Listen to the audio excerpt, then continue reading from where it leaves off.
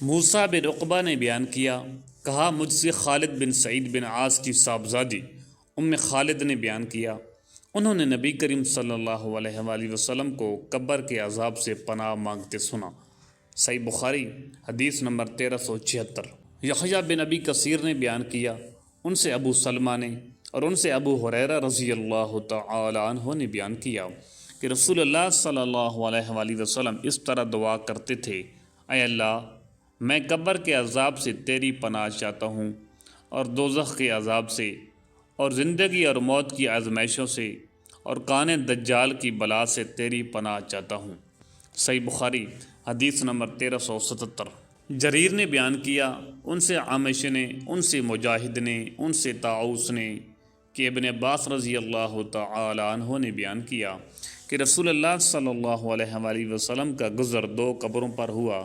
آپ صلی اللہ علیہ وآلہ وسلم نے فرمایا کہ ان دونوں کے مردوں پر عذاب ہو رہا ہے، اور یہ بھی نہیں کہ کسی بڑی اہم بات پر ہو رہا ہے۔ پھر آپ صلی اللہ علیہ وآلہ وسلم نے فرمایا کہ ہاں، ان میں ایک شخص تو چغل خوری کیا کرتا تھا، اور دوسرا پیشاب سے بچنے کے لیے احتیاط نہیں کرتا تھا۔ ابن عباس رضی اللہ تعالی عنہ نے بیان کیا کہ پھر آپ صلی اللہ علیہ وآلہ وسلم نے ایک ہری ٹہنی لی اور اس کے دو ٹکڑے کر کے دونوں قبروں پر گاڑ دیا، اور فرمایا کہ شاید جب تک یہ خشک نہ ہوں ان کا عذاب کم ہو جائے۔ صحیح بخاری حدیث نمبر 1378۔ امام مالک رحمۃ اللہ علیہ نے یہ حدیث بیان کی، انہوں نے کہا ہم سے نافع نے بیان کیا، اور ان سے عبداللہ بن عمر رضی اللہ تعالی عنہ نے بیان کیا کہ رسول اللہ صلی اللہ علیہ وآلہ وسلم نے فرمایا کہ جب تم میں سے کوئی شخص مر جاتا ہے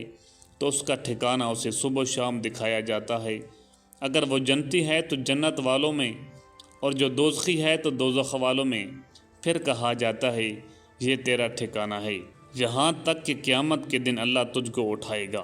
صحیح بخاری حدیث نمبر 1379۔ سعید بن ابی سعید نے بیان کیا، ان سے ان کے باپ نے بیان کیا، ان سے ابو سعید خدری رضی اللہ تعالی عنہ نے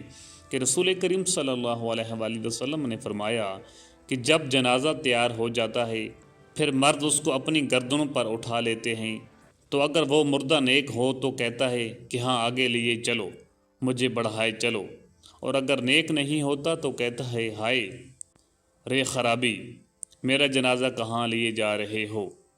اس آواز کو انسان کے سوا تمام مخلوق خدا سنتی ہے، اگر کہیں انسان سن پائیں